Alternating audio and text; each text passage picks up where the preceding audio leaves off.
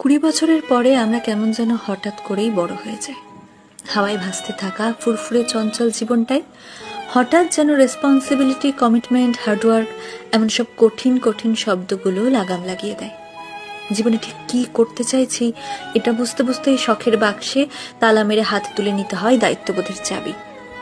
বাইরে বেরোতে ইচ্ছে করে না, বন্ধুদের ফোন ধরতেও ইচ্ছে করে না। কেমন যেন সবকিছুর ওপর থেকে হঠাৎ করেই বিশ্বাসটা উঠে যায়।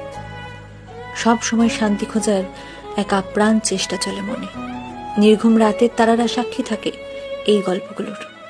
শখের জিনিসগুলোর একটা লম্বা লিস্ট তৈরি হয় মাথায়, কারণ 20 পর বাবার কাছে শখের জিনিসটা চাইতে কেন জানি ভীষণ দ্বিধা বোধ হয়। ইঁদুর দৌড়ের এই খেলায় নিজেকে টিকিয়ে রাখার যুদ্ধে হাঁপিয়ে ওঠে মন। ছোটবেলায় বড় হতে চাইতাম, এখন বড় হয়ে গিয়েও মনটা কেমন যেন সেই ছোট্ট আমিটাকে খুঁজে বেড়ায়।